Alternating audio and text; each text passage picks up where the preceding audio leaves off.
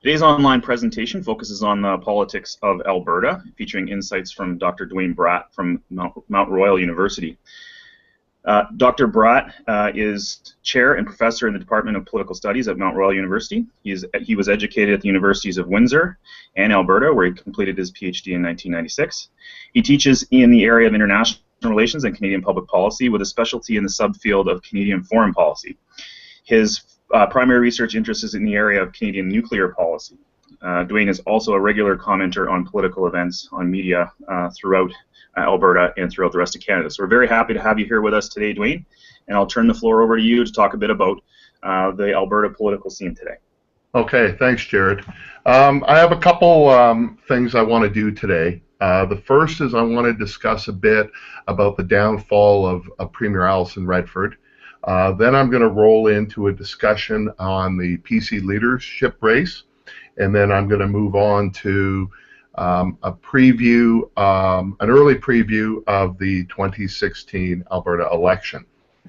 So we'll start with the downfall of Alison Redford, which was remarkable in its speed and haste. After all, it was only April of 2012 that she won a majority government. She won the leadership back in October of 2011, and it was remarkable in her rise and remarkable in her fall. So I think there were three major factors for the downfall of Alison Redford. The one in which got the most attention and was the most immediate cause was the issue of entitlements. These involved the trip to South Africa, as well as some stuff around the so-called Sky Palace, the special premier's penthouse in Edmonton. And what those reflected, I think, was a pre-existing narrative that people already had about Alison Redford. I was very supportive of much of her international travel to Washington, to Beijing, even South Africa.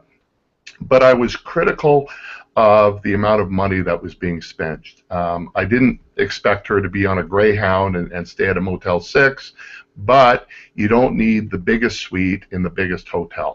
And I think you need some sort of security around you, but you don't need the largest security apparatus. So I think the one cause, obviously, was the issue of entitlement. The second, I think, was the collapse of a coalition. The Progressive Conservative Party was in a lot of trouble going into the April 2012 election, and so Redford cobbled together a more centrist, more progressive coalition by attracting nurses and teachers, post-secondary instructors and students, and a whole new coalition of people that traditionally had voted, for example, Liberal, and then proceeded to absolutely destroy that coalition after the election, most notably in the budget of 2013. I think we're still dealing with the ramifications of the budget of 2013, particularly the effects on post-secondary institutions.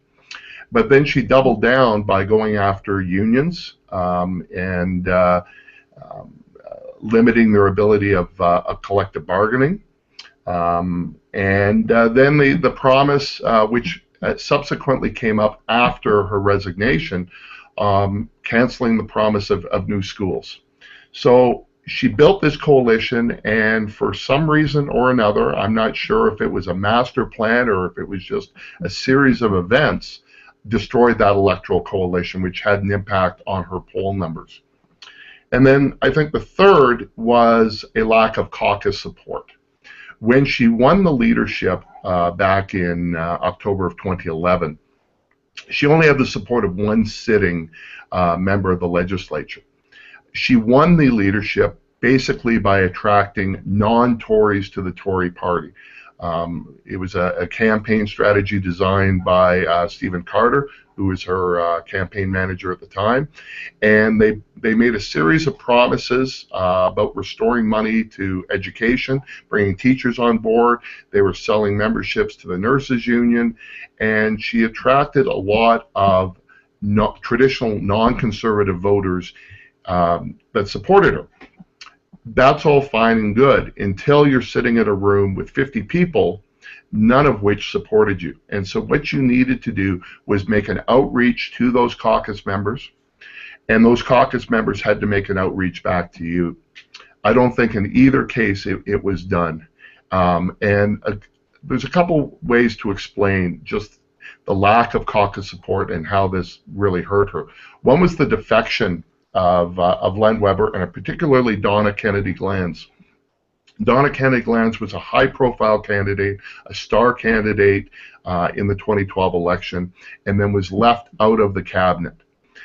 She was eventually brought in as an associate minister for electricity, but in my conversation with Donna, she said that she had one 5-minute conversation with Premier Redford in the entire time that they were in government together, which I just found remarkable. You know, you're not dealing with a caucus of 300, you're dealing with a caucus of 50 people, and you would think that you would make that outreach to the members. Even when she was appointed to the cabinet, it was in a phone conversation of less than 5 minutes. So I think those are some examples of her relationships with caucus. I think another illustration of the problem she had with caucus is if we think back to when Ed Stelmach was pushed out, and even when Ralph Klein was pushed out. Once they announced that they were resigning, the attacks on them from within stopped. In the case of Redford, she resigned in March, and more attacks have been coming. This leadership race all seems to be about how to distance themselves from Alison Redford. So to really, excuse me, understand the Alberta political landscape, we have to understand the downfall of Alison Redford. And some of it was personality, you know, in caucus relations. Others was in policy, in the cobbling together of that electoral coalition and then dismantling that electoral coalition. And I think some of it was structural in the rules of the PC leadership race. So let's put that aside and now look at the PC leadership race. There is one going on. It's very sleepy compared to the ones that were done in 2011 and in 2006. There's only 3 candidates. Jim Prentice, who's a former federal cabinet minister, Thomas Lukaszuk, former Alberta cabinet minister in Redford's government, and in fact at one point deputy premier, and Rick McIver, another cabinet minister from the Redford government. I think in this case, Jim Prentice is the clear front runner and is most likely to win in September. Now, it is true that previous front runners, Gary Marr in 2011, Jim Dinning in 2006, lost, ended up losing. But I think Prentice will win handily this time for a number of reasons. One is the PC party themselves have changed the rules around leadership selection. So in the previous races, the top 3 candidates went forward. And then there was a preferential ballot that was used, and that allowed for Stelmach to come from behind and Redford to come from behind and win.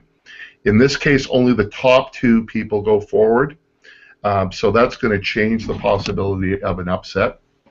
The second reason is Prentice was really wooed by the party establishment to run. And I think some of the indicators that they were desperate for an outsider to come in was a prominent op-ed that former Alberta Treasurer Jim Dinning wrote, where he said that the party needed an outsider to come in and take over. The second is they had a premier's dinner in both Edmonton and Calgary, and they had the biggest turnout and raised the most money that they've ever done. And especially the one in Calgary, Jim Prentice, who was chair of that leadership dinner, sold most of those seats.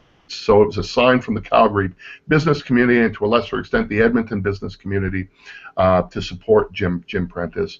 And I know behind the scenes he's rounding up some star candidates for a future election. And finally, I don't think the PCs have the ability, as they did in the past, to just choose any potential leader.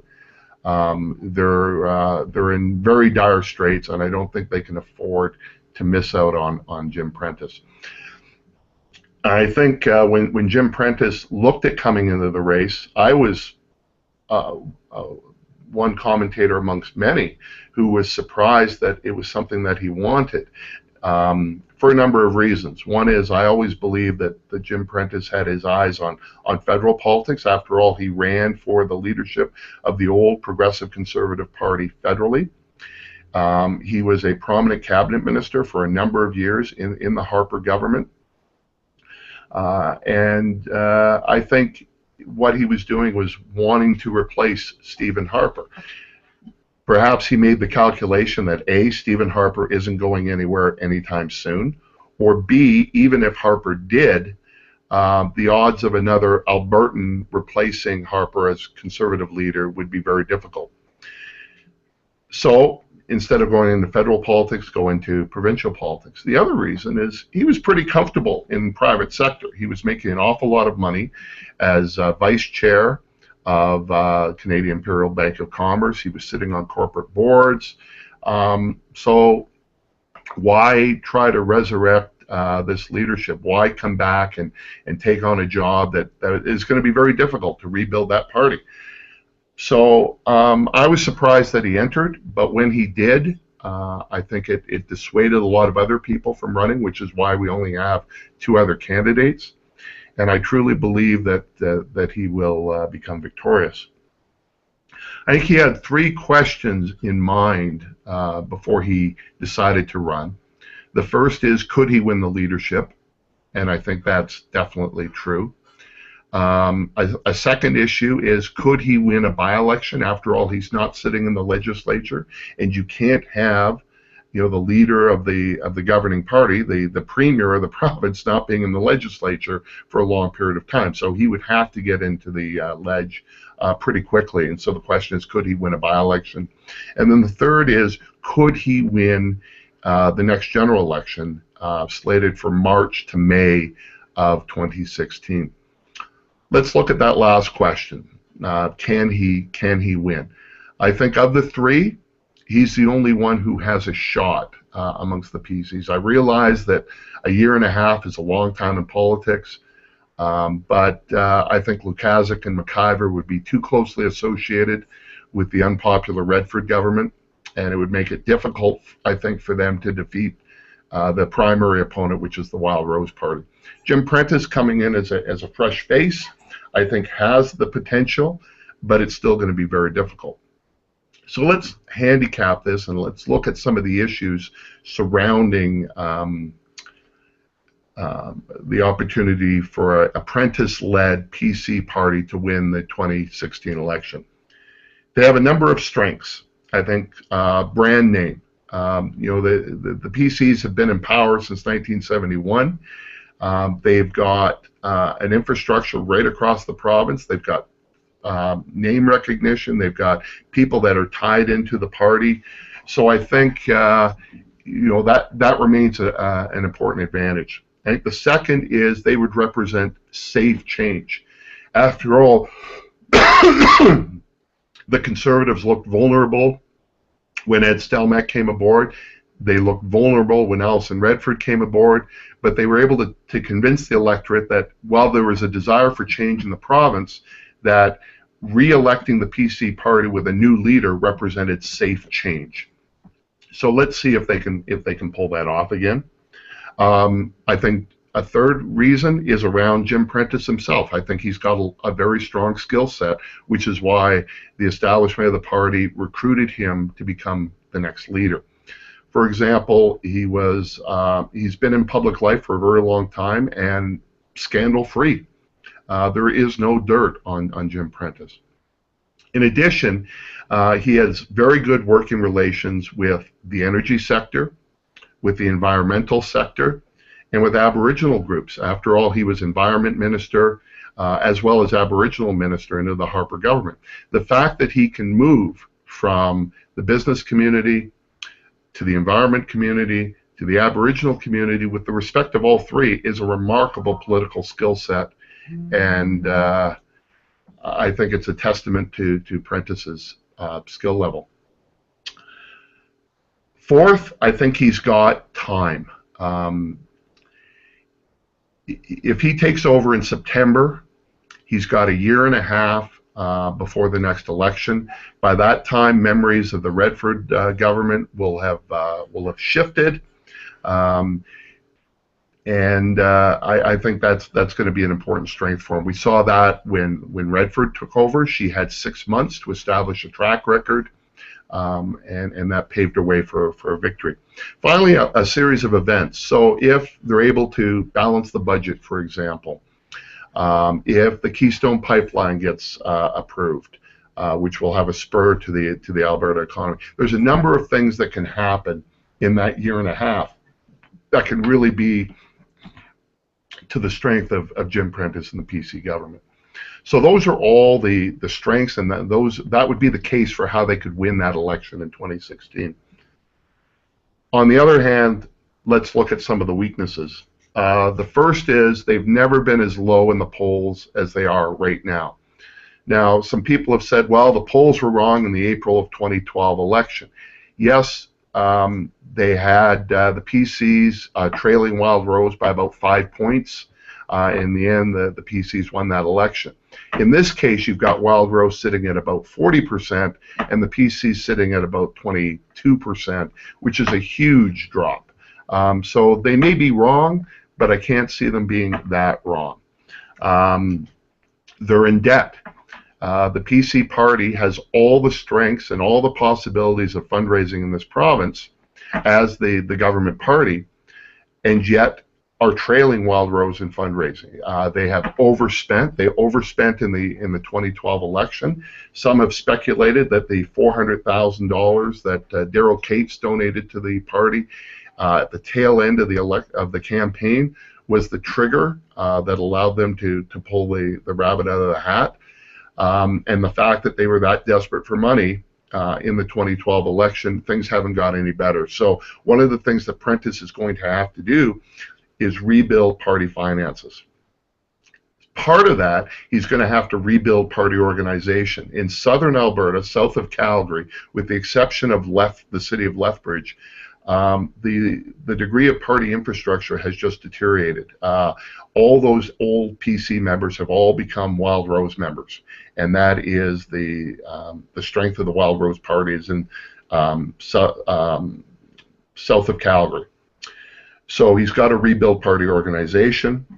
And then I think that the final weakness that the PCs have is that they've never faced an opposition as powerful as the Wild Rose Party.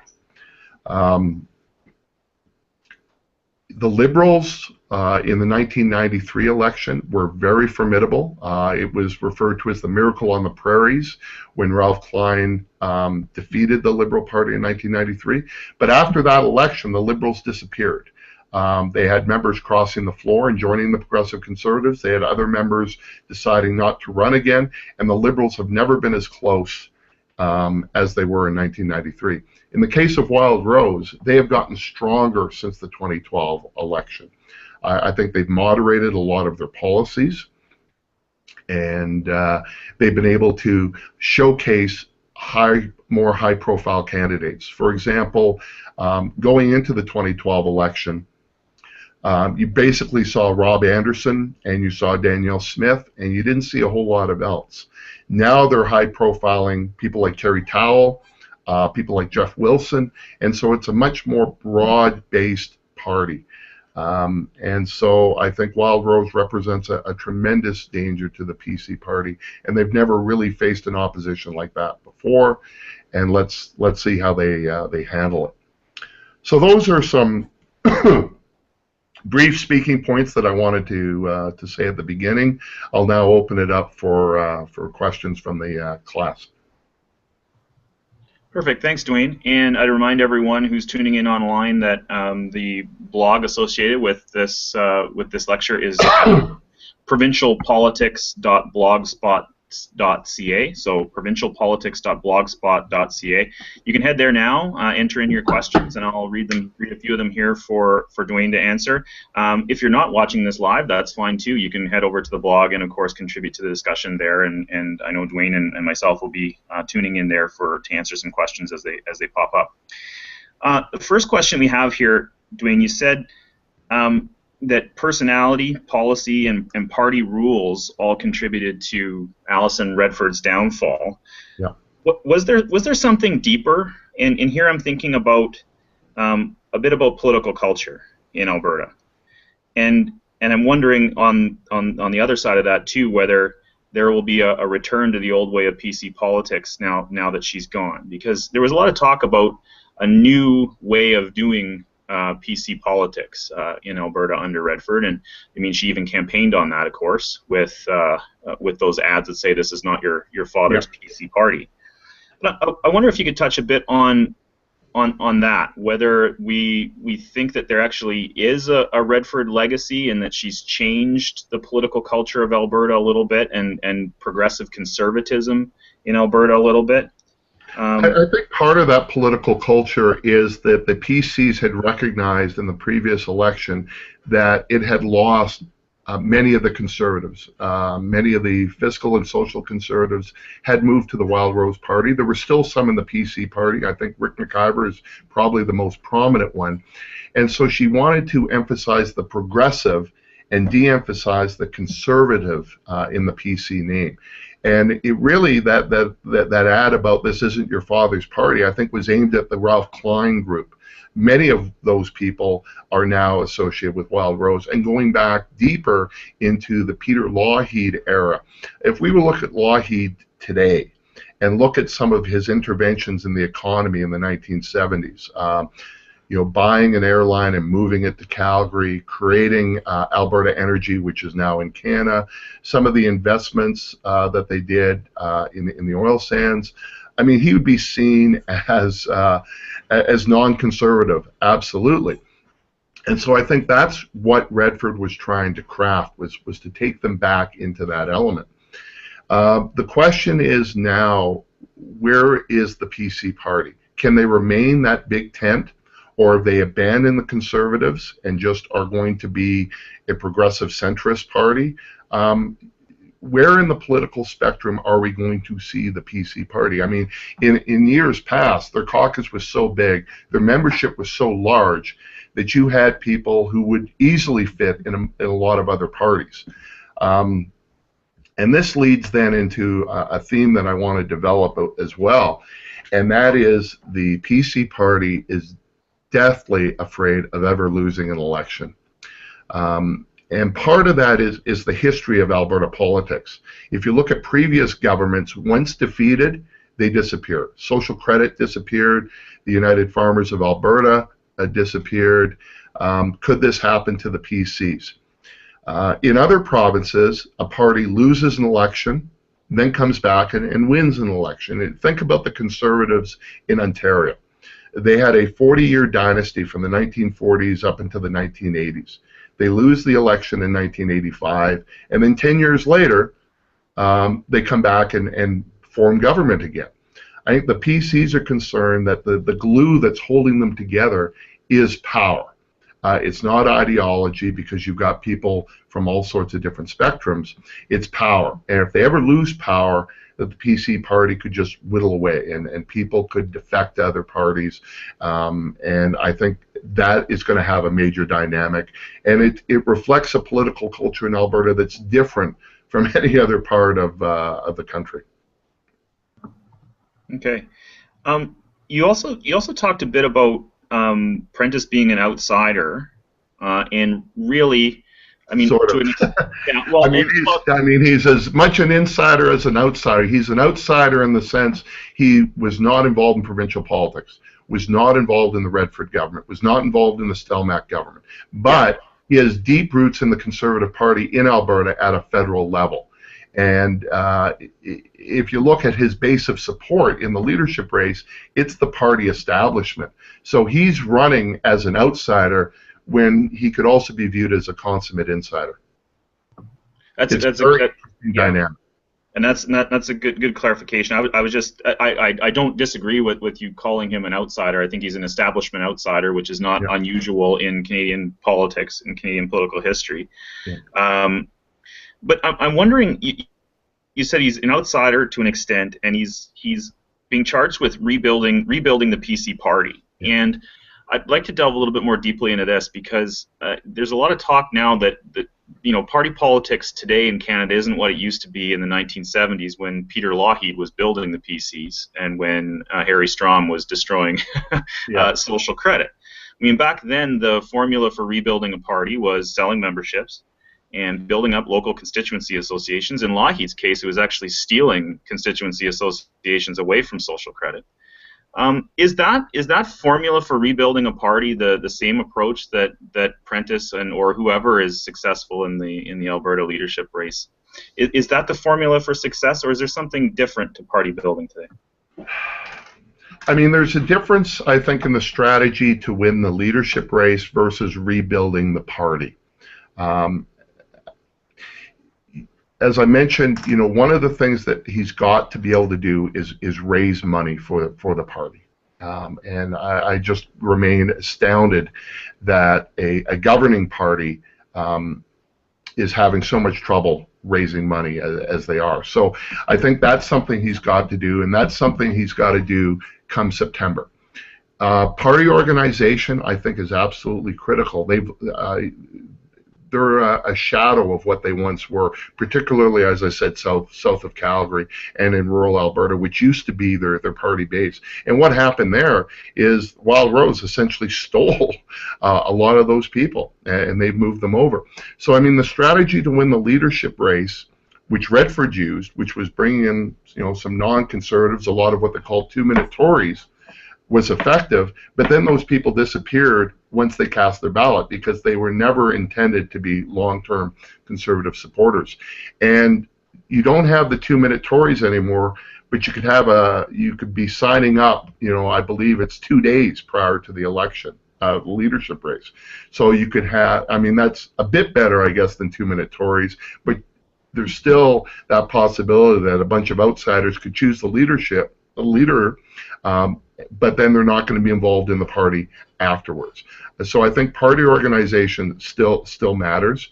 I think there's also a high-tech element, and I think that's something that Wild Rose clicked into, is I think they've got a relationship with the federal conservatives on some of that database issues. If you looked at how the Wild Rose ran the 2012 campaign, it was very similar to previous federal campaigns, conservative campaigns, and not coincidentally, you had a guy, Tom Flanagan, associated with both.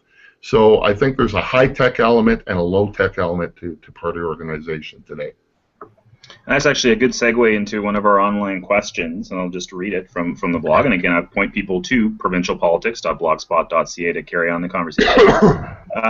Given that Jim Prentice has a prominent history as a federal conservative politician, what impact do you foresee this having on the Wild Rose's strategy? Do you think that the relationship between the Wild Rose and the Conservative Party of Canada will affect their ability to attack him in any way? I think what they've got to do is they can't go after Prentice personally. There has been some of that, but I think what they're going to have to say is no matter who the captain is, that the rot within the party is just so deep that changing leaders won't work. So I think they've got to go beyond Prentice to the people around Prentice. And we're seeing some signs that that's going to be their strategy, because prior to running provincially, Jim Prentice was well associated with many Wild Rose people, because federally you've got one party, provincially you have two parties. It's almost like the mirror image of the 1990s when you had one unified provincial party and two divided federal parties. Very good. Another question we have from online. One of our listeners is asking, I'm interested to know your thoughts on the impact that Alison Redford's downfall will have on the issue of gender equality in the political realm. Her leadership showcased such a difference from her campaign promises. Do you think that her turning on those who she recruited to support her, like teachers, will negatively impact the fortunes of potential female political leaders in the future? I think there's two messages in there. One is if we remove the gender aspect, the idea of attracting to teachers and nurses, I think you could be a female leader or a male leader on that, The question is, are those people who supported the Redford government amongst teachers and nurses ever going to come back to the PC party? Where are they going to go? Do they go back to the Liberals? Do they stay at home? I think we'll have to wait and see what happens there. On the issue of gender, there's been some interesting analysis on the role that gender played in Redford's downfall, and they're making comparisons to other female leaders across the country. And I think Brenda O'Neill at the University of Calgary had some very interesting quantitative studies where she had looked at party leaders, female party leaders in Canada going back several decades, both provincially and federally. And her major point was they don't have the same grace period as a male leader does. Parties choose female leaders when they tend to be either a new party or a party in trouble. And I think Redford's selection as leader of the PCs reflected that. And I think Danielle Smith's election as Wild Rose leader also reflects that. Small new party is more willing to go for a female leader than a very powerful party or a party in difficulty. Think of Kim Campbell, for example, replacing Brian Mulroney. And so she also pointed out that they have won majority governments, but they've never won back-to-back majority governments. So they seem to be on a shorter leash than male leaders do. It'll be interesting the experience that Kathleen Wynne or Christy Clark have, who both came in when their parties were in trouble, won majority governments. Can they stay until the next election? Can they win another election? So people suggested that Alison Redford was removed from power because she was female. Ed Stelmach was removed from power, and he was a male leader. It's really tough to disentangle that because Redford is a woman, was a woman, and so was there an element in there? Yeah, but how do we disentangle it from the other aspects? I think is very difficult. And it's something, if I could just put a plug in for some fresh data that's available online now too for folks that want to examine it, the Comparative Provincial Elections Project. That's at CPEP, that's cpep.ualberta.ca. Has a lot of data from the Quebec election, the BC election, and the Alberta election, with a lot of questions about leadership, and will help some researchers who want to delve into that data. It's freely available to look at. The influence of gender on leadership in those provinces. So I mean, we've had lots of examples at the provincial level. Pauline Marois in Quebec, Dunderdale in Newfoundland, Wynne, Clark. There's some really interesting studies here. A little earlier on, you used the term "safe change" to talk about the way that Albertans have behaved recently. I'd suggest it goes all the way back, to United Farmers and Social Credit Day as well. I mean, that was basically Peter Lougheed's mantra in 1967 and then 1971, is that the new PC party that we've created here is safe change. And he used the words, we're not going to kill the goose that laid the golden egg. The Social Credit did a lot of good things, he said, in 1967 and 71. We'll just do them better, right? So you mentioned that I think the PCs are trying to establish themselves as that safe change. What about the Wild Rose? Can they position themselves in that way? And do you see any evidence of them trying to reposition themselves from what they used to be, which is a protest-based party, if I can use that term, to now trying to mount an effective pursuit of power through this safe change mantra? Do we see any absolutely. That's I think the Wild Rose strategy, and I think their party convention after the 2012 election showed that. When they embraced the issue of climate change, which they hadn't done in the 2012 election. Some of the issues around conscience rights and social conservatism, that lake of fire really damaged them in the 2012 election. I think it's going to be difficult for the PCs to launch that lake of fire attack, especially after Rick McIver's support of Art Pulowski and the March for Jesus down in Calgary. But you mentioned Lougheed, and I just want to, I wish I'd done this earlier. I want to pull up a chart and see if I can show it to you.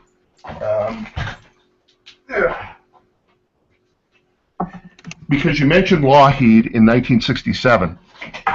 This is a book, Tom Flanagan on party campaigning, and there's an excellent chapter on the Alberta election of 2012. It's a nice mix of political science and an insider account.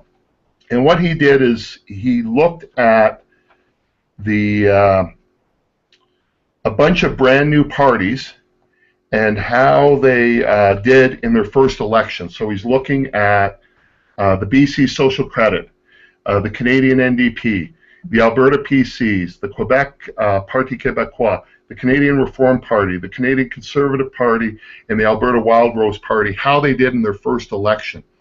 Now, the BC Socreds, the Alberta PCs, the Parti Québécois, the Conservatives in Canada, all ended up eventually forming government. And of those, Danielle Smith and the Wild Rose Party had the highest percentage of the vote in their first election.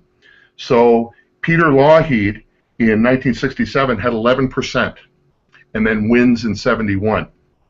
Wild Rose had 34% in 2012. What will they do in 2016? So I think Wild Rose is positioning themselves as safe change. In retrospect, one of probably the best things that happened to Wild Rose was losing the 2012 election. I think they would have been absolutely unprepared to govern in 2012.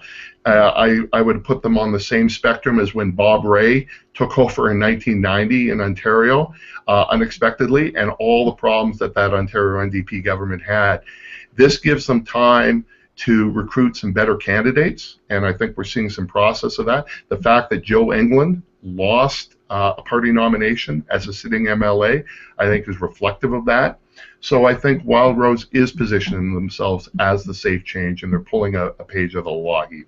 So a little book plug here for Flanagan's book. As I said, there's an excellent chapter on the Alberta election in 2012. If the students want to read that. Perfect. That's actually a good segue into another question online, which is, we talked a lot about Wild Rose. Yeah. We talked a lot about the PCs. There are other parties involved in the Alberta Party system. And we should probably talk about the NDP. So I think the NDP is going to make big inroads in the next election. I think it's a bit disappointing that the Brian Mason is stepping down. I think Mason was a great asset of the NDP. And I think there are seats in Calgary and seats in Lethbridge as well as Edmonton that the NDP can branch out for. And one of the reasons I think the NDP is going to do better than they have before is the collapse of the Liberal Party.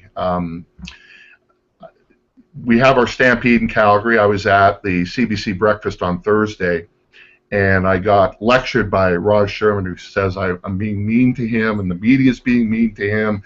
And my point was, the Liberals are in such disarray. If you stop doing stuff like that, I'll stop saying mean things about you.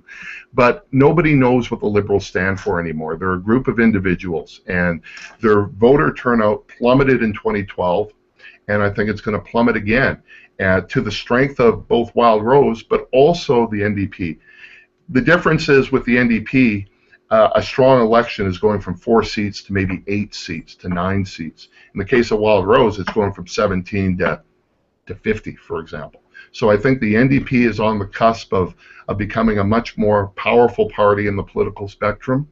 The Liberals, on the other hand, remain in a lot of trouble. Okay, and the one party we haven't mentioned, and folks, especially from outside Alberta, will maybe have some questions about the Alberta Party. Is just a flash in the pan, or is there something more there? I mean, the Alberta Party is really searching for something. There was momentum building, I think, within the Alberta Party prior to Redford winning the leadership of the PC Party, and I think some people that were flirting with the Alberta Party moved to Redford, and so they struggled for a bit to find an identity after that. With Redford's downfall, the Alberta Party is there, but I'm just not seeing a whole lot of evidence that they're going to be a threat, that they're going to win a seat or raise money. And I know the Alberta Party is very prominent online. I'm just not seeing it in the public eye. I think if the PCs lose the election, that the Alberta Party may get stronger. Think of the collapse of the Progressive Conservative Party in Saskatchewan, morphing itself into the Saskatchewan Party. Perhaps that's where the future of the Alberta Party comes in. Very good. And the questions keep rolling in online, so I know we've got about 5 minutes left. Okay. And I'll try to get to as many as we can. Your comments have been great, and I wouldn't ask you to cut them short in any way, but we do have lots of questions to get to here. This is great. Okay. In your presentation, you mentioned that the PCs lost many ridings, particularly in the south of Red Deer. How do you think the next PC leader, can garner support back from those ridings? Are there any particular policy promises or things that the PC party can do to win back those votes? Yeah, southern Alberta, south of Calgary, is going to be very difficult. I think Calgary is going to remain the battleground. The seat total that we saw after the 2012 election, I think, doesn't show how close the election was in the city of Calgary. If about 35,000 votes had flipped the other way from PC to Wild Rose in 2012, Wild Rose would have won a majority of the Calgary seats. And so I think Calgary is the battleground. I think in this case, the PCs are less concerned about retaking rural seats in the Red Deer and south of Calgary area than they are about maintaining the Calgary focus. They believe that Edmonton, Wild Rose is not a threat currently in many of the ridings in Edmonton, that they can battle it out with the NDP and the Liberals, but Calgary will be the battle site between Wild Rose and the PCs. And so I think part of that is the PC or the Wild Rose has to portray themselves as being more urban and less rural. And I think the fact that Jim Prentice is from Calgary will also be a factor there. Anything policy-wise that the Prentice government or a Lukaszuk or a McIver government could do to reach out to Calgary, or is policy just the wrong lens to look at this? I think it is. If you're looking at the leadership race so far, with the exception of criticizing the Redford government and some ministers. So, for example, Jim Prentice has been very critical of Fred Horn, of Doug Horner in finance and the accounting rules, of Jeff Johnson in education. But on a policy side, I think they plan pretty much the status quo. I mean, they're talking about the ring road still and putting that $5 billion into the Calgary Ring Road. I don't see a major policy direction as it is a change in personnel, and I think that's the key thing. If Rick McIver is able to pull this off, which I put it at a very, very low probability, and even lower since this March for Jesus incident, he's got to be able to say, I can bring Wild Rose conservatives back into the fold. And we'll have to see on that. But I don't see policy being the real issue as it is person.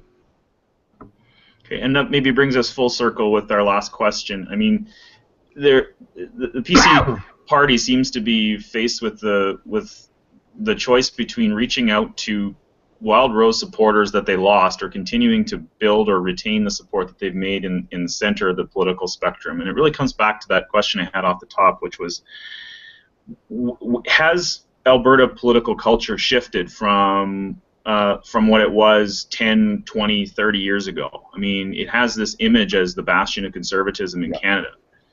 Have the inroads made by people like Redford and Nenshi and here in Edmonton with Don Iveson as mayor, is Alberta's center, has it shifted at all? And should we look for political parties to start to play to a different part of the spectrum? Oh, I absolutely. I don't think Alberta has ever been as conservative as people outside of the province has made it out to be. You talk about Iveson and especially Nenshi in Calgary being reflective of that. So is Redford, and I think Wild Rose has realized that they can't just go after conservative voters. There aren't enough of them to win an election. So Wild Rose is having to moderate itself. So I think the center of gravity in Alberta has shifted much more to the center, and whoever can control that is going to succeed.